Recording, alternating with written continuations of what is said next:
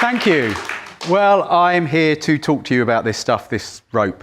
I have to say, I've actually been in love with rope for much longer than the 7 years that I've been doing Shibari. First fell in love with rope actually when I was a Boy Scout and learnt to tie knots. So about 7 years ago, I saw this demonstration of Shibari and I looked at it and thought, ooh, I really want to learn to do that. And I was actually sat next to a friend at the time and she was, ooh, I quite like to be tied up. So luckily for me, she volunteered to come along and I booked myself onto a course and I started to learn how to tie people up with rope. So what actually is Shibari? Shibari is Japanese rope bondage. So like most things Japanese, it's very ritualistic. It involves ritual. It's not just tying somebody up, it involves lots of ritual. It originates, like Jiu-Jitsu does, hence why I enjoy it, from the samurai warriors. When they used to capture someone, they had to have some way of trying to stop them from running away, so they learned how to tie people up. This then developed and slowly became an art form. Used to get used in theatres, and then people started to realise that actually people weren't actually coming to watch the play, they were actually coming to watch this beautiful woman get tied up. So it became an art form in its own right. And then people would go along and see demonstrations of Shibari and watch beautiful women get tied up with rope. So Shibari really is a way of dominating, of domination. So the person tying is dominating the person being tied. And so the person being tied is then able to totally submit to their experience. So whenever I tie anybody, I always ask them afterwards, what did you feel? How did it feel for you? And most people say it was like nothing else they've ever experienced. They go to a place that they never realize they can go. They go deep within themselves when they totally surrender to the ropes, because the ropes bind you completely from head to foot, tie you in different positions. And when you're tied up, you can't move. You can't get away. You have totally surrendered to the person who is tying you, and they have total control. So I could tell you all about it, but I'm going to tell you about a couple I worked with a few years ago. John and Julie. Not their real names, but they have given me permission to tell their story, and they actually picked their pseudonyms. Julie contacted me. A friend of her gave her my details. They'd been married 30 odd years. They lived down in Cornwall. He worked up in London. Used to travel up to London on a Monday, travelled home maybe on a Thursday, Friday, Saturday. She got bored. She got bored of the relationship and ended up having an affair. He found out about this affair, ended the marriage, but they thought they'd give it another go. They thought they'd try and bring a bit of excitement into their life, hence why they contacted me. And I said, yeah, Cornwall's a long way to go. And she said, don't worry about it. He's got plenty of money. It's not a problem. That's the sort of thing as a Shibari practitioner you do like to hear. So they paid their deposit. I totted up down to Cornwall and met and talked. Had a cup of tea and we talked about what they wanted to do, what they wanted to experience, and they didn't know. All they wanted to do was get a bit more excitement into their life. Brilliant, I've got rope, I can tie you up. So I started with Julie and I tied her up, and John was sat there and looking and thinking, oh yeah, this is a bit sexy this is. Can you show me how to do it? Yeah, no problem. Showed him how to tie his wife up. And then I tied him up. Julie wasn't as interested about doing the tying, but yeah, she found it quite sexy seeing her husband being totally dominated by another man and being tied up there. So we untied, sat down, had another cup of tea. Tea is very important in Tantra, and it's even more important in Shibari. You always got to have a cup of tea. And we had a cup of tea and we talked about it. And I said, right, I'm going to tie you both up at the same time. So I started to tie Julie and I started to tie John. And I tied them next to each other, lie next to each other. And then I tied their hands together. And slowly, their fingers intertwined, and they held hands for the first time, apparently in about 10 years.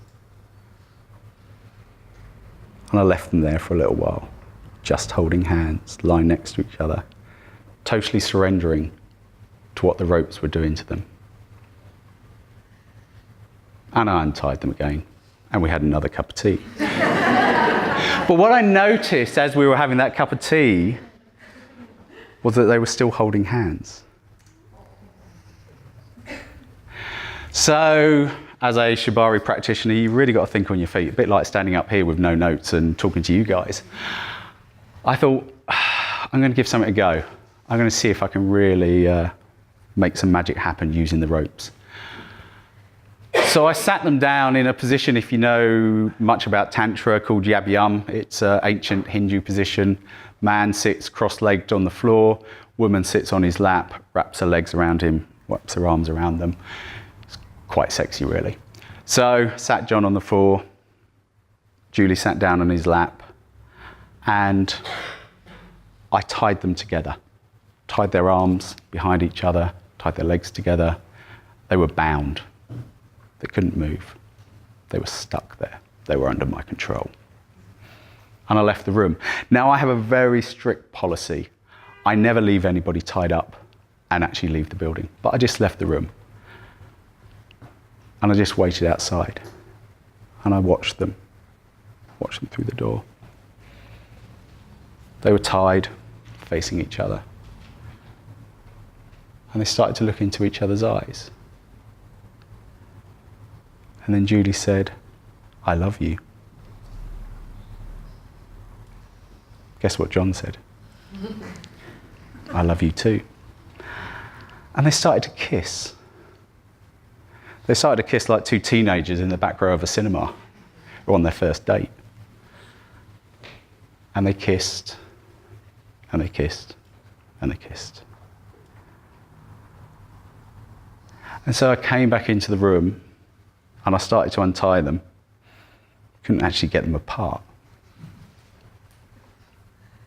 So we had another cup of tea.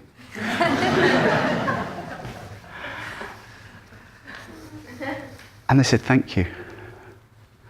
That was the most wonderful experience I've ever had." So I truly believe that ropes are able to bring a certain power. These are very old ropes. These are, see, they move very well. I've had these ever since I started Shibari. But they definitely have a power to bring people together. They definitely have a power to help people to submit, to really submit to the experience that they want to receive. So I then went to visit John and Julie again, about a month or so later, and there was a total change in them. They were like teenagers again. They were very much in love. And they're a right pain to work with. I tell you, working with a couple that have fallen in love like that is a bit like working with two twins, because they play off each other. They disobeyed me. Whenever I told them to do anything, they disobeyed me. Sadly for them, one of my Shibari teachers taught me a certain tie that probably is illegal under the Geneva Convention, is used in North Korea as a torture position. And so I tied them up that way and left them there till they decided that they were going to do what they were told.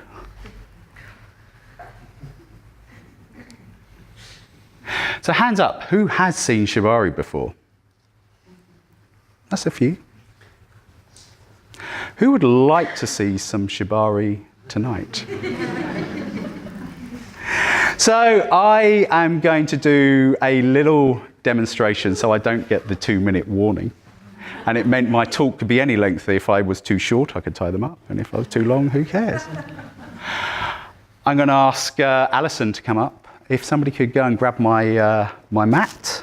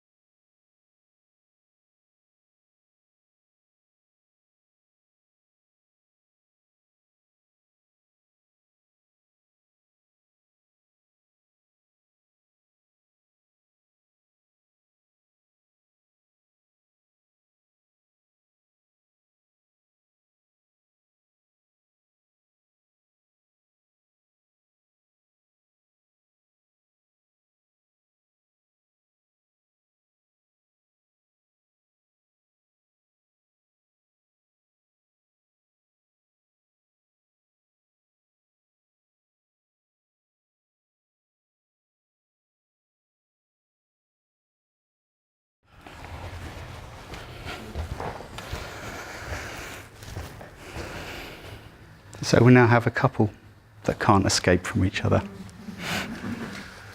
Thank you very much.